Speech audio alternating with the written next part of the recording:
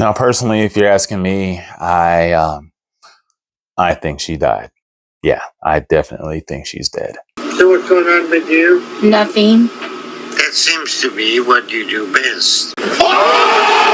Hi, my name is Akeem, and I am the founder, chairman, CEO, president, vice president, and the dean of Ran-DomU University.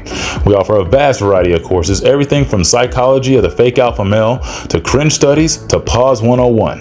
Now, if you're interested in joining this university, please call or text the number on the screen at 1555 Ran-DomU. Are you ready? Welcome back to Ran-DomU University today, you guys. As today we're going to dive back into what really makes this channel unique. Weird and strange things, sort of like My 600-Pound Life, which is another series that I used to talk about here on this channel a while back. I also wanted to dive into things like hoarders, but obviously I dove into quite the manosphere arc and got stuck down the fresh and shit rabbit hole, and you know, here we are.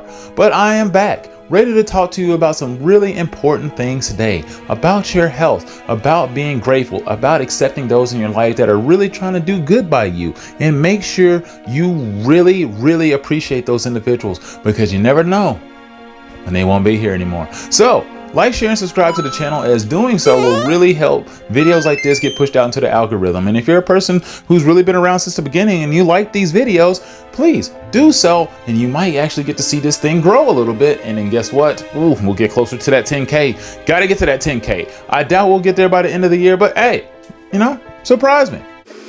Okay, so what is your weight? 637. You look like you could be a little bigger than that. Look, all I'm saying is you appear to be heavier, more like around 750 to 800. So how old are you? I'm 51. Honestly, I am impressed. I am shocked that you have made it this long. So what is your mobility? I can't get out of bed unless I get someone to help me get in a wheelchair. So where exactly is this minivan that you call a wheelchair? Because you're not getting into a single or a double wide or a triple wide.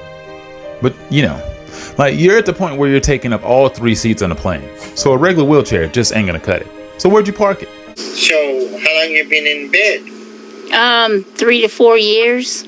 Did it ever dawn on you after the first year or second year, hell, even the first 6 months, that something is wrong when you haven't got up out of your bed in that long a period of time? When you haven't actually physically seen your bathroom in that long amount of time? You haven't went outside, no kitchen, actually haven't cooked your own meals, picked your own ass? You didn't think you should try to lose weight and get out of bed? No, I guess not. So what are we doing?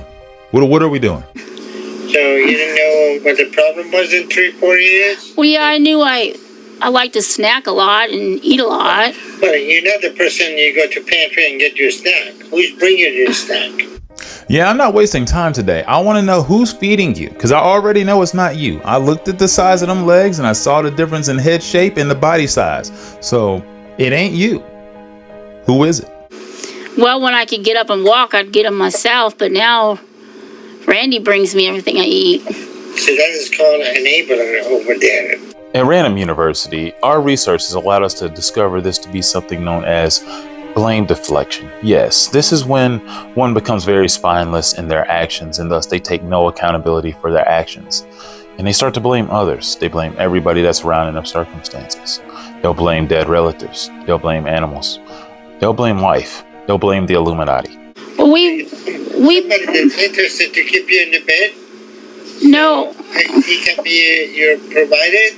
So they bring you the food and you're obligated to eat? As you can tell, Dr. Now is highly irritated. He's very agitated, yes. Dr. Now is one who's usually very poised. But when he knows that somebody's lying, when he knows that they're just not going to tell the truth, and the fact that they just refuse to be accountable, and that when they're telling such obvious lies, where it's like, well, I only eat twice a day, when it's clear that you're eating 20 times a day, don't lie by that amount. Like, if you're going to lie, why don't you say you're only eating 10 times a day? At least that sounds a little bit more believable, but even in that case, he knows that you're lying because you can't move. You know what I'm saying? When you're completely bedbound, stop trying to come up with these lies and these facades. And Dr. Now is just like, look, he ain't about that. Ain't nobody got time for that. No. Who cooks the food? Randy and I cook it together. How are you going to cook in the bed? Yes, please explain to me how teamwork works in this household, because to me, it looks like you're playing an individual sport. I got an electric skillet that I sit on the side of the bed and cook.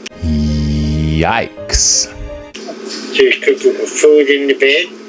Well, yeah, I sit in the bed and put the skillet on the side and cook. Now listen, I know plenty of y'all are going to be listening to her tell that story and be thinking from the comfort of the seat of your house that she is lying. She ain't. She ain't lying at all. I guarantee you that electric stove is sitting over there right next to her bed, right there on her nightstand. Yep. Because she can't have it too far away. Because it looks like homie's about to die any minute. He doesn't look like he needs to lift anything above 15 pounds. So I'm pretty sure it's right there next to her. And the reason I really believe it is because I've already seen somebody do this before in another episode. This one woman, believe it or not, had a ghetto rig table where she snapped off both of the legs on one half to make sure she could prop it over her on the bed so she can fry some chicken. And you best believe she didn't drop 1 ounce of flour. Nothing was on those bed sheets. Nothing. Not an ounce of chicken skin, not an ounce of grease, nothing. Pristine. She was absolutely clean. Gordon Ramsay would absolutely hire her if she had capable legs and could move and was capable and wasn't eating herself to death and also didn't have about 10 minutes to live. Gordon Ramsay would probably have her up in the kitchen because she was sanitary, at least when it came to that cooking. Now, you probably couldn't trust where her hands had been because, well, you know, the whole cleaning process and everything going on with her lymphodemas and all the potential maggots and insects growing up out of them, because there's a lot of pus that be pussing up out of these women and guys, especially. Do any of these people who are this weight, they be oozing a lot of substances, and it's not natural stuff, like good stuff. It's natural, all right, but ooh, not what you're looking for. Definitely not some type of nice savory thing that you want to throw on top of your meal. But I'm just telling you, she ain't capping. She is telling you the truth when she's saying that she is putting that electrical stove right there and firing that bitch up. She's definitely cooking some food in that bedroom. As dangerous as it is, yes. She is willing to put them in complete danger to make sure she gets her next meal.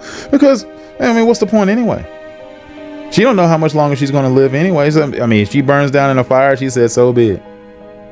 It ain't no different than having a heart attack in this bed. That sounds dangerous. Randy take care of you full time? Yeah. Okay. So what are you willing to do to save your life? Or are you at all? Because, I mean, if not, then we could save me, you, Randy, all a lot of time here. I'm just saying, I mean, I can go home. I can clock out. It's late in the afternoon. So I'm just saying, I could wrap it up. I got other big people to attend to. I'm going to follow whatever you tell me to do, and he's going to make sure of it. I hope so, because your health will start to deteriorate rapidly if anything's happened to you. Now, our research has allowed us to discover this to be known as something everybody knows as a lie. Can you lower the camera so we can see your legs? I got lymphedema bad, too. Yeah. I see that. Yeah. And You do. What is this tubing going to the oxygen? Actually, no. That cord is basically a catheter. Oh, no, that's a Purewix. So when I pee, it goes in this tube. Are you enjoying that experience? Is it tubular? So I don't get wet. What do you do when you have your bowel movement? I have a pretty good idea what that bowel movement looks like. Oh, that's a big boy, isn't he? It's one thing to have a catheter, you know, to release your urine and whatnot, but when you basically have the bucket, the boo-boo bucket returns. Yeah. That makes me question the sanitary of her hands now. I know previously I was talking about, now she's probably, no. It's nasty. Those fingers are littered with all sorts of fecal matter and dingleberries. And I know it's lingering sometimes into that food, and especially into that electric pot. Like if she's throwing grease in there, she's frying dingleberries. So if you think, savory. Randy, how we turn over and use like a bedpan? I see. So you have a whole system figured out to keep you in bed all day. That's right, Doc. She's created an entire system designed to keep her ass in bed for the rest of eternity. It's a whole operation manufactured to be conducted by the man Randy himself, a man who is determined to drive this train straight off the railroad tracks and also into the place that's called hell, a place where her heart explodes. That's where he's driving this train. Come in. Hi. Hello. How are you, Lisa? I'm all right. I don't know. I ate regular meals. Yeah. Did you get the diet that Dr. Now had Nope. provided? You didn't get never any got no information diet. from him? No diet, no nothing. That's a bigger lie than saying Jason Whitlock loves black people. Okay. You haven't talked to him at all? Yeah, I've talked to him. Okay. What has he provided for you when you met with him? Nothing but rudeness. That is a bigger lie than saying water isn't a liquid. That is crazier than saying Amanda Bynes hasn't lost her complete damn mind. That is just as wild as saying that 101 Dalmatians, the cartoon, isn't the greatest movie of all freaking time. This is just like saying Nigerians don't scam, and this is like saying babies don't cry. That was horseshit. Okay. I refuse to talk to that man again, too. So she's just been ignoring the dietitian once again, just like they always do. Dr. Now sends all the resources. The entire cavalry comes out to help. And they end up just locking the door and hiding in the closet, acting like nobody's home. Turns off all the lights, makes no noise, turns off all the electronics. Only difference is, she can't actually get to the corner. She can only stay in the bed. So really, she almost has to smother herself to make sure she doesn't breathe too loud so people won't recognize that she's inside. But they already know she's there. She can't move. She definitely didn't leave. And nobody got her up to get up out of there. But once again, they always seem to want to deny all the help that they need. She knows exactly what she needs. She knows that she's eating herself to death and she just loves it. There's nothing more than she wants than another peanut butter and jelly sandwich. You saw that meal that she had earlier. The meal that she had earlier, that is literally death on a tray. That is 15 years or less to live. And that's if you're like 25. I mean, that is literally the killer diet. That should be the name of Doritos and potato chips. Oh, wait. That should definitely be the name of pizza and Doritos. And not just like, that wasn't, a grab bag size of Doritos. That was damn near the entire family size bag of Doritos poured onto that tray. And that wasn't just one DiGiorno. That was like 4. Hot damn. It somehow just dawned on me that this woman's name was Lisa too. I really wasn't trying to do another Lisa video.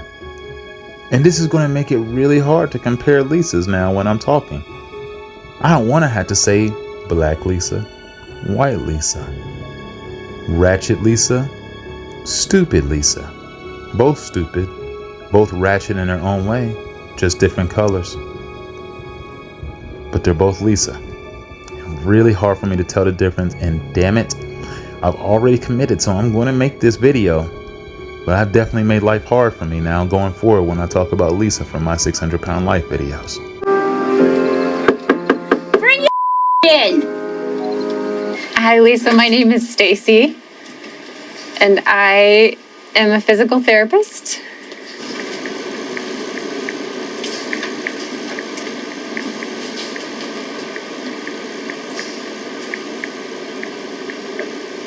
So, this is the moment. This is the moment when you're at work and you start realizing, you know what? They pay me really well, but they don't pay me enough to deal with this. This is the day I'm starting to look at Indeed again.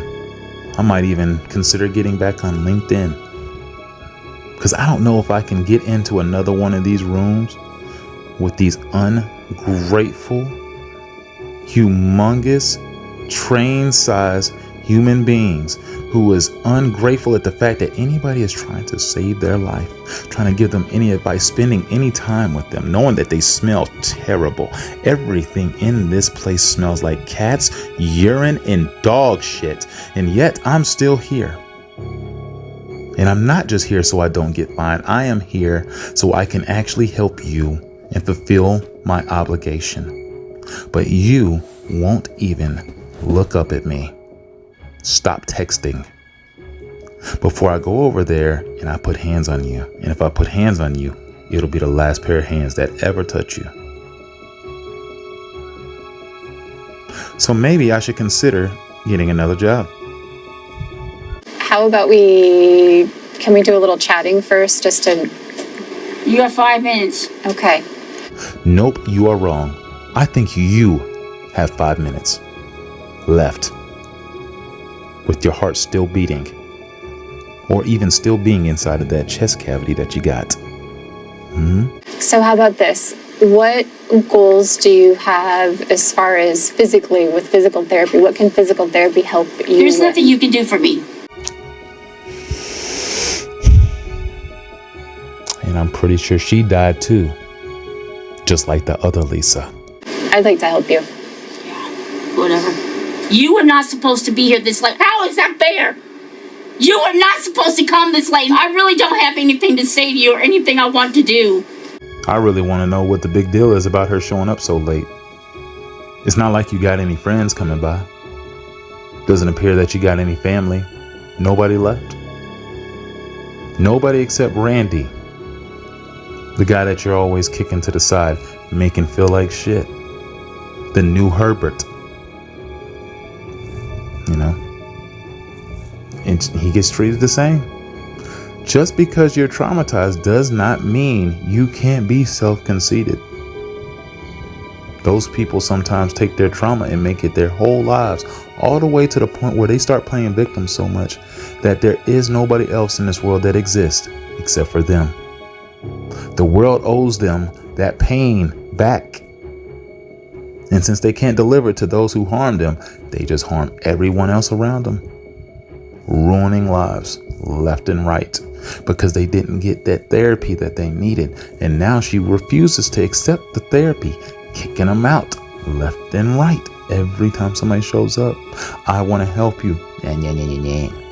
Okay, well, sure. Go ahead. Roll over. Oh, wait. That. You can't do that, can you? One of the first scenes we see after Lisa and Dr. Now's video call is Randy going on a shopping trip for Lisa. I was hoping to see Randy buy some vegetables and unprocessed food, but Lisa was only asking for junk, and Randy didn't hesitate to put all the junk food in the shopping cart. Keep in mind, Lisa is supposed to be on a 1,200 calorie a day diet, and Randy's shopping cart is chocked full of cookies, sugary cereal, Doritos, frozen pizza, soda, and basically everything that Lisa shouldn't be eating. Lisa's excuse is that she found the diet very confusing and that she would just try and figure it out later. So, for now, she's still indulging in her bad habits. What do you want to get? I mean, damn. How much money do you have in EBT? People over here talking and complaining about the Mexicans and all their EBT funds and raiding the grocery stores and getting all the money from the government. How much they paying you? That stuff you got in that cart is not cheap, and you got like 10 of everything. I'm curious as what that EBT stamp looks like every month. What does that statement look like? I mean, y'all got to be getting hella funds, and all of it goes to food. I hope that trashy place you're living in is paid for. The place with the holes, the brick walls with some form of, drywall as well. It's all mixed into one.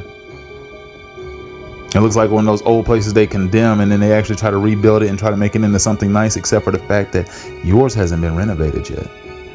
Yours is still ass. Yours is crumbling, just like that bed. Just like your ankle, they said, would snap in two if you were to ever walk on it again. And that's why you've been in that bed. Though I guess I would be too if I was to walk again and my ankle was going to snap in two and puncture my leg. Bleed out that way. That'd be another terrible way to go. A month after the Skype call with Dr. Now, not much has changed. Lisa claims that she's been exercising, but all we see her do is lift up these very light-looking weights, as if that's going to do much at all. During this scene, we can see Randy complaining about having chest pain. This scene is really weird, as Lisa doesn't really seem to care much about her 62-year-old partner having chest pains and then saying that his left leg hurts. Now, this is a somewhat serious question, but not to make this overly political. Please don't make this political. It is just a hypothetical. What would you rather? Would you rather Have all those EBT funds go to people like Lisa, eating, being worthless, not giving anything to this world, not building families, not even helping Randy out in the house, watching that man's heart explode right in front of her.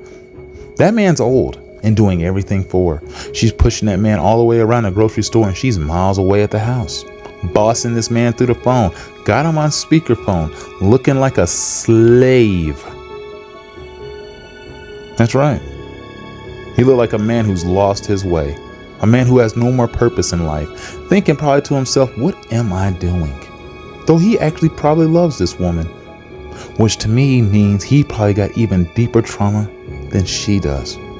And she has some pretty bad trauma. Like hers is pretty legit. Like her path to this, self-destruction makes sense, except for the fact that it does get to a point where you're just being selfish as hell now. You really should start thinking about others. I get life was bad, but it's not all about you. You're not the only one that's here. You're not moving. He is. Can you not tell that both of y'all are strapped to machines? As he's making these meals, rolling that cart around everywhere. He needs that tank. Without that tank, he dies. Just like you think without food, you'll die. No, without food, you'll probably last another month and a half. Sitting in that room, all you need is some water. You'll make it. He won't. When that oxygen runs out, look at your wrist. If there's a watch down there, time's up. There is no more Randy at that point. He won't get to hear the chance. I apologize. I got distracted and I forgot to finish my would you rather. So, would you rather give up government funds and EBTs to individuals like Lisa? People who are unproductive, unreliable, ungrateful, unsavory, unsanitary, borderline useless? Or would you rather give that money to the illegals? People who are coming over here and overpopulating, sometimes driving reckless on the streets, getting into some shady behaviors, but also helping build this society in many ways, taking the dirty jobs that people aren't willing to take shit from their employers, people talking doo-doo to them religiously, daily, looking at them like they're the scum of the earth, Hunger Games style. People are helping pave our way in so many ways, providing good taco trucks, good street food. Though yes, there are some downsides, the overpopulation and the crime. But I feel like the positives outweigh the negatives many a times. So who would you rather give that money to? Them? Or them? If I were her, I would have sent him straight to hospital, but all she suggests is that he lies down in case it gets better, and that he can go to hospital if he wants. What irks me the most about this scene is that Randy is laying on the bed in what looks like tremendous pain, and Lisa is just talking to the camera and laughing as if nothing bad is happening. Randy, my arms hurt. So my chest. I know your chest hurts. I love Randy because we've been together forever, and he's really good to me. He does a lot of stuff that a lot of men wouldn't do. Unfortunately, her trauma has turned her into a full-blown narcissist. She does not care how the world burns. Randy can go ahead and croak right next to her. Ain't gonna mean a damn thing to her. She is literally turning into the little girl watching the house burn meme in real time, laughing, yucking it up with the cameras as Randy is clenching to his chest, fading over there to the left, wondering is he going to get the help he needs, knowing that he can't leave her because that's the main reason why she don't want him to leave. If he leaves, he can't make her food because she can't get to the kitchen. He's going to probably have to be the one to actually pass her the electrical pot so she can get to cooking. He has to get her the Crisco and the ingredients. Without Randy, there's no more eating. That's why she probably actually loves Randy right there. He's her legs. You want to go to the hospital, babe? I think I have to. Lay down for a little bit and see if that'll help out. Got pain in my left leg. Right now, he does basically everything for me, and if I could start doing it by myself, then... Oh, now's a good time for him to go to the hospital. Not before when that chest was hurting, but now that his leg is starting to go numb and that he's starting to see the little daisies are going around in circles. The stars, the black dots, rooms spinning, gasping for air, clenching for the rest of the bed, looking for anything to hold on to because he can see it. He sees the light already coming. It feels more like a train as opposed to something peaceful because it's hurting. He's in pain. I know you're in pain, but you're used to that pain. Over there popping painkillers left and right. I ain't seen Randy get one yet. Hell, that's probably even his medication because he's the only one who can get to the damn store to talk to anybody. This scene is quite sad, as it honestly just feels like she's given up on her health and is just waiting to die. Lisa proceeds to lie to Dr. Now about what happened in the physical therapy meeting, claiming that the physical therapist said Lisa was too fat to help, or something like that. This is a laughable attempt at manipulation, and Dr. Now is having none of it. The video call ends very abruptly as Lisa becomes angry with Dr. Now. Things take a very unexpected turn though. Randy gets really ill, and according to Lisa, he rolled off the bed completely unconscious. Randy was taken to hospital and tested positive for COVID. Unfortunately, Randy loses the battle and passes away. Well, that's really sad. That's really sad. But it almost felt like it was inevitable that something like that was going to happen to either him or to her. But of course, it had to happen to the nicer person, the giving one, the one with the actual heart still left in their body. And the messed up part was his heart was messed up on him. That's not even what gave up on him. It was just COVID. Unfortunately, some people their bodies ain't going to react the same. Just like Lisa's. 1 billion pounds, survived. Randy had other underlying health conditions and he didn't make it. Lisa had about 8,000 and still here. The soul was too dirty to die. Now, the most messed up part about this thing is Randy's probably in a much better place now. He's definitely in a better place. He was living in hell for reals. That was no life to live. Struggling, in pain, feeling like a damn slave to Jabba. That's just no way to live. That man might as well have been chained to that kitchen cooking crystal meth like Jesse Pinkman. He wasn't living a life. And I think now he can actually breathe easy and take it easy, knowing that he doesn't have to deal with that or be around that anymore. He doesn't have to be around her rotting corpse. Even though she apparently, after he died, of course, started losing some weight in that hospital when they weren't feeding her like she was getting fed. Unfortunately, yes, Randy was enabling her.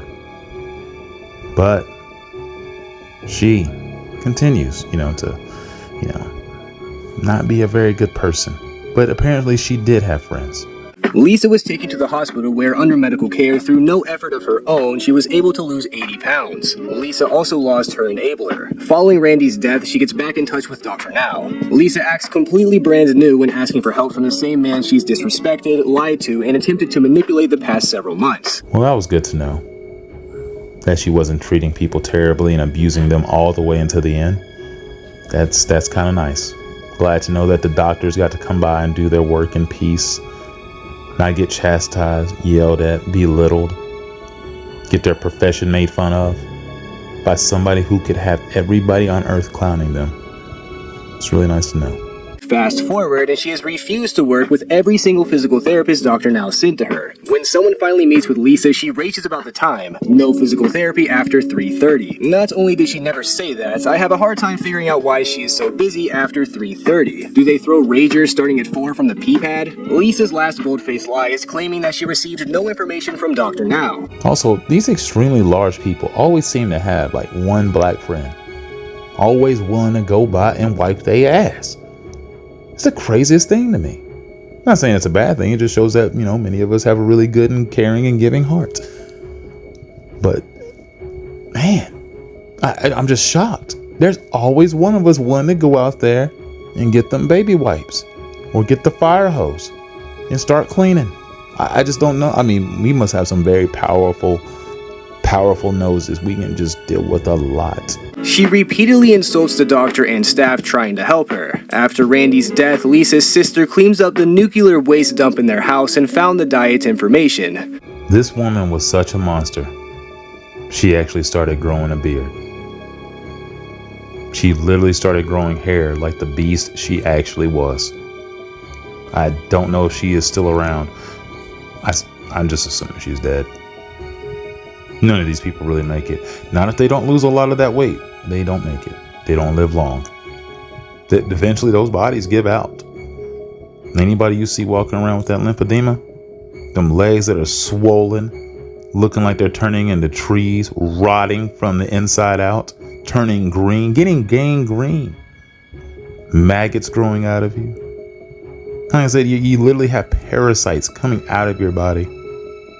That is just that is something else. Now, personally, if you're asking me, I think she died. Yeah, I definitely think she's dead. So what's going on with you? Nothing. That seems to be what you do best.